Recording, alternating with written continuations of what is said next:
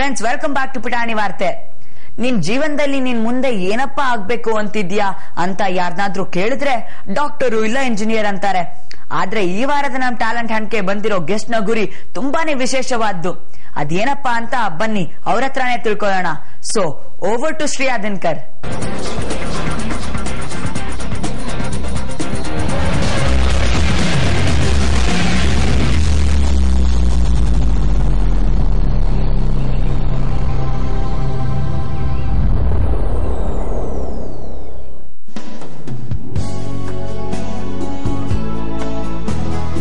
ಪುಟ್ಟ ಹುಡುಗಿಗೆ ಬೆಟ್ಟದಂಥ ಕನಸು.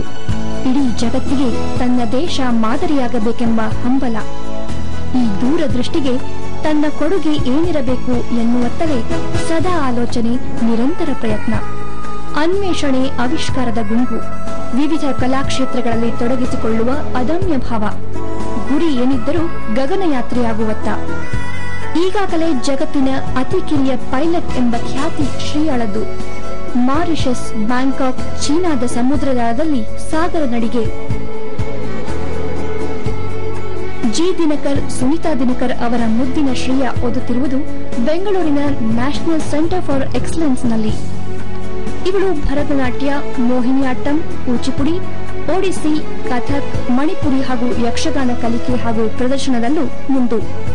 ಜೊತೆಗೆ ಪಾಶ್ಚಾತ್ಯ ನೃತ್ಯ ಪ್ರಕಾರ ಜಾಝ್, ರಷ್ಯನ್ ಬ್ಯಾಲೆಯಲ್ಲೂ ಆಸಕ್ತಿ. ಯುರೋಪ್ನಲ್ಲಿ ನಡೆದ ವರ್ಲ್ಡ್ ಆಫ್ ಆರ್ಟ್ ಗ್ಯಾಲರಿಯಲ್ಲಿ ಭಾಗವಹಿಸಿದ್ದ 40 ದೇಶಗಳ ಪೈಕಿ ಶ್ರೀಯಾಳ ಕಲಾಕೃತಿ ಆಯ್ಕೆ. ಕವನ ರಚನೆ, ಸೃಜನಶೀಲ ಬರವಣಿಗೆ ಇವಳ ಹವ್ಯಾಸ. 18 ದೇಶಗಳಲ್ಲಿ ಪ್ರತಿಭಾ ಪ್ರದರ್ಶನ, 110 ಪ್ರತಿಷ್ಠಿತ ಪುರಸ್ಕಾರ, 19 ಪದಕಗಳಿಗೆ ಭಾಜನ.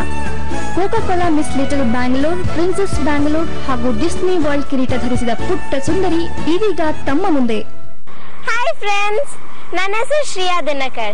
ನಾನು 8th standard national centre for excellence ಅಲ್ಲಿ ಓದ್ತಾ ಇದ್ದೀನಿ. ಒಂದ್ ದಿವಸ ನನಗೊಂದು ಕನ್ಸು ಬಂತು.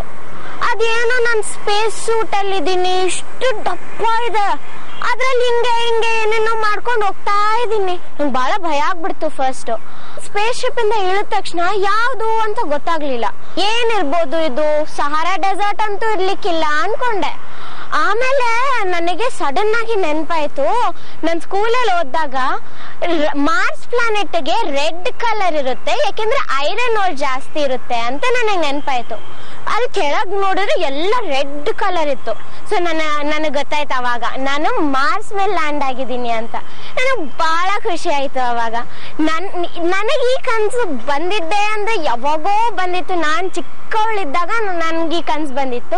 ಬಟ್ ಅದೇ ದಿನ ಇದೇ ಕನ್ಸು ಬರ್ತಾ ಇತ್ತು. ಸೊ ನನಗೆ ಬಹಳನೇ ಖುಷಿ ಆಯ್ತು. ನಾನು ನನ್ನ ಕನ್ಸನ್ ಫುಲ್ಫಿಲ್ ಮಾಡ್ಬೇಕು ಅಂತ ನನಗೆ ಇನ್ನೊಂದ್ ಸ್ವಲ್ಪ ಆಸೆ ಹುಟ್ಟು. ನಾವೆಲ್ಲ ಚಿಕ್ಕವರಿದ್ದಾಗ ಊಟ ಮಾಡಕ್ಕೆ ಬಹಳನೇ ಕಷ್ಟ ಪಡ್ಬೇಕಾಗಿತ್ತು. ನಮ್ ಪೇರೆಂಟ್ಸ್ ನಮ್ಮನ್ನ ಊಟ ಮಾಡ್ಸಕ್ಕೆ. ಸೊ ನಮ್ಮ ಅಮ್ಮಗಳು ಏನ್ ಮಾಡ್ತಾ ಇದ್ರು ನೆನಪಿಸ್ಕೊಳ್ಳಿ, ಚಂದಮಾಮನ್ ತೋರಿಸಿ ನಮಗ್ ಊಟ ಮಾಡಿಸ್ತಾ ಇದ್ರು. ಹಂಗೆ ನನಗೂ ಆಯ್ತು. ಯಾವಾಗ್ಲೂ ನಮ್ಮಮ್ಮ ಹೇಳ್ತಾ ಇದ್ರು, ಅಯ್ಯೋ ಚಂದಮಾಮನ್ ನೋಡು ಆಮೇಲೆ ಊಟ ಮಾಡು ಅಂತ. ಅದಕ್ಕೆ ಅವಾಗೆಲ್ಲ ನೋಡಿದಾಗ ಹಂಗೆ ನನಗೆ ಅಲ್ಲಿಂದಾನೇ ಇಂಟ್ರೆಸ್ಟ್ ಬಂತು. ನಾನು ಒಂದ್ ದಿವಸ ಕೇಳ್ದೆ, ನಮ್ಮಮ್ಮ ನನ್ಗೆ ವೈಟ್ ಕಲರ್ ಬಾಲ್ ಬೇಕು, ನನಗೆ ಇವಾಗೆ ಬೇಕು, ಇಲ್ಲೇ ತಗೊಂಬಾ ಅಂತ. ಸೊ ನಮ್ಮಮ್ಮ ಅಂದ್ರು, ಬಾಲ್ ನಿನ್ನ ಹತ್ರ ಬರಲ್ಲ, ನೀನ ಅದ್ರ ಹತ್ರ ಹೋಗ್ಬೇಕಮ್ಮ, ಅದೇ ದೊಡ್ಡದಿದೆ, ನೀನ್ ಬಹಳ ಚಿಕ್ಕವಳಿದ್ಯಾ, ನಿನಗೆ ಯಾಕೆ ಬರುತ್ತೆ ಅಂತ. ಸೊ ಅವಾಗಿಂದ ನಾನು ಕೇಳ್ದೆ, ಹಿಂಗೆ ಅಲ್ಲಿ ಹೋಗ್ಬೇಕಂದ್ರೆ ಏನೇನ್ ಆಗ್ಬೇಕು, ಹೆಂಗ್ ಮಾಡ್ಬೇಕು ಅಂತ. ಅವಾಗ ನಮ್ಮಮ್ಮ ನಮ್ಮಪ್ಪ ಹೇಳ್ತಾ ಇದ್ರು, ನೀನ್ ಹಿಂಗ್ ಆಸ್ಟ್ರೋನಾಟ್ ಆಗ್ಬೇಕು, ಸ್ಪೇಸ್ ಅಲ್ಲಿ ಹೋಗ್ಬೇಕು, ಎಷ್ಟೊಂದು ಕಷ್ಟ ಪಡ್ಬೇಕು ಅಲ್ಲೆಲ್ಲ ಹೋಗಕ್ಕೆ ಅಂತ. ಅವಾಗಿಂದ ನನಗ್ ಬಹಳನೇ ಇಂಟ್ರೆಸ್ಟ್, ಅಂದ್ರೆ ನಾನು ಒಂಥರ I was fascinated by space ಆಗ್ಲಿ, anything related to space. So may be ಅದೇ ನನ್ನ ಫ್ಯಾಸಿನೇಷನ್, ಅದಕ್ಕೆ ನನ್ನ ಅದೇ ಇಂಟ್ರೆಸ್ಟ್ ನನಗೆ ಈ ಕನಸುಗಳಿಗೆ ಕಾರಣ ಆಗಿದೆ ಅಂತ ಹೇಳ್ಬೋದು. Dreams turn into thoughts and thoughts result in action. ಇದ್ ನಮ್ ಅಬ್ದುಲ್ ಕಲಾಂ ಸರ್ ಅವ್ರು ಹೇಳಿದ್ದಾರೆ. ಸೊ ನಾನು ನನ್ನ ಏಮ್ ಅನ್ನ ರೀಚ್ ಮಾಡಕ್ಕೆ, ನಾನು ಆಸ್ಟ್ರೋನಾಟ್ ಆಗ್ಬೇಕು ಅಂದ್ರೆ 16 ವೆರೈಟೀಸ್ ಆಫ್ ಟ್ರೈನಿಂಗ್ ಅನ್ನ ಕಂಪ್ಲೀಟ್ ಮಾಡ್ಬೇಕು. ಆ 16 ವೆರೈಟೀಸ್ ಆಫ್ ಟ್ರೈನಿಂಗ್ ಅಲ್ಲಿ ನಾನು 4 ಅನ್ನ ಅವಾಗ್ಲೇ ಕಂಪ್ಲೀಟ್ ಮಾಡಿದೀನಿ. ಫಸ್ಟ್ ವೆರೈಟಿ ಅಂದ್ರೆ ಫ್ಲೈಟ್ ಓಡಿಸೋದು. ನಾನು ಫ್ಲೈಟ್ ನೋಡ್ಸಿದೀನಿ. ಈ ಫ್ಲೈಟ್ ಹೆಸರು ಮೈಕ್ರೋಲೈಟ್ ಅಂತ. ಇದು ರಷ್ಯಾದಲ್ಲಿ ನಾನು 1 month ಟ್ರೈನಿಂಗ್ ತಗೊಂಡಿದ್ದೀನಿ. So I am the youngest pilot in the world. Second training ಅಂದ್ರೆ ಪ್ಯಾರಾಸೇಲಿಂಗ್. ಇದನ್ನ ನಾನು ಬ್ಯಾಂಕಾಕ್ ಅಲ್ಲಿ ಮಾಡಿದೀನಿ. ಇದು ಯಾಕೆ ಮಾಡಿಸ್ತಾರೆ ಅಂದ್ರೆ, ಈಗ ನಾವು ಪ್ಯಾರಾಸೇಲಿಂಗ್ ಪ್ಯಾರಾಶೂಟ್ ಮೇಲ್ ಹಾಕೊಂಡು ಹೋದ್ರೆ ನಮಗ್ ಥರ್ಮಲ್ ವಿನ್ಸ್ ರೆಸಿಸ್ಟ್ ಮಾಡೋ ಪವರ್ ಬರ್ಲಿ ಅಂತ ನಮಗೆ ಈ ಟ್ರೈನಿಂಗ್ ಕೊಡಿಸ್ತಾರೆ. ಥರ್ಡ್ ಟ್ರೈನಿಂಗ್ ಅಂದ್ರೆ ಅಂಡರ್ ಸಿ ವಾಕ್. ಇದು 100 feet ಬಿಲೋ ಸಿ ಲೆವೆಲ್, ಎಲ್ಲಿ ಗ್ರಾವಿಟಿ ಫುಲ್ ಝೀರೋ ಇರಲ್ಲ, ಬಟ್ ಲೈಕ್ ಝೀರೋ ಗ್ರಾವಿಟಿ. ಇಲ್ಲಿ ಗ್ರಾವಿಟಿ ಸ್ವಲ್ಪ ಝೀರೋ ಇರುತ್ತೆ. ವಾಕ್ ಮಾಡ್ಬೇಕು ಅಂತ ನಮಗ್ ಕಲಿಸ್ಕೊಡ್ತಾರೆ. It is equivalent to walking on space.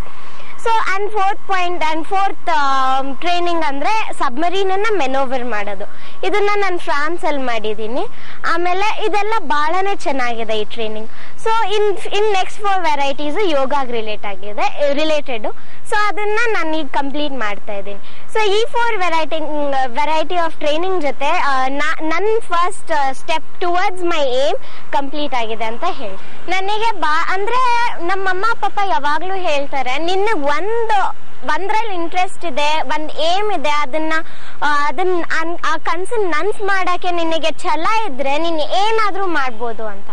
So ನನಗೂ ಫಸ್ಟ್ ನನ್ಗೂ ಅನ್ಸ್ತಾ ಇತ್ತು, ನಾನು ಹೆಂಗ್ ಮಾಡ್ಲಿ, ಬರೀ 24 hours ಇದೆ, ನನಗೆ ಸ್ಕೂಲ್ಗೂ ಹೋಗ್ಬೇಕು, ಎಲ್ಲಾ ಬೇರೆ ಹಾಬೀಸು ಮಾಡ್ಬೇಕು, ಜೊತೆಗೆ ಇದು ಎಲ್ಲ ಮಾಡ್ಬೇಕು ಅಂತ.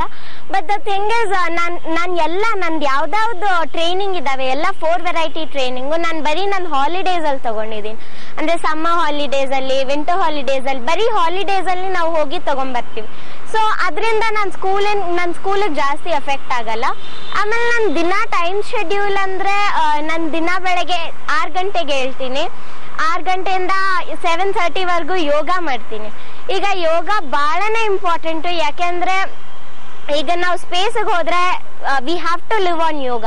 ಸೊ ನಾನು ಯೋಗ ಮಾಡ್ತೀನಿ. ಆಮೇಲೆ 7:30 to 8 o'clock ರೆಡಿ ಆಗಿ 8 o'clock to 3:34 ಸ್ಕೂಲ್ ಆಗುತ್ತೆ. ಸೊ ಮನೆಗೆ ಬಂದು 4 o'clock ಇಂದ ನಾನು ಹೋಮ್ ವರ್ಕ್ ಮಾಡ್ಕೊಂತೀನಿ. ಆಮೇಲೆ 4 to 5 home work, 5 to 7 o'clock ನಾನು ಡಾನ್ಸ್ ಕ್ಲಾಸ್ ಅಥವಾ ಬೇರೆ ಕ್ಲಾಸಸ್ ಇರುತ್ತೆ, ಮ್ಯೂಸಿಕ್ ಕ್ಲಾಸು, ಅಸ್ಟ್ರೋನಮಿ ಕ್ಲಾಸು.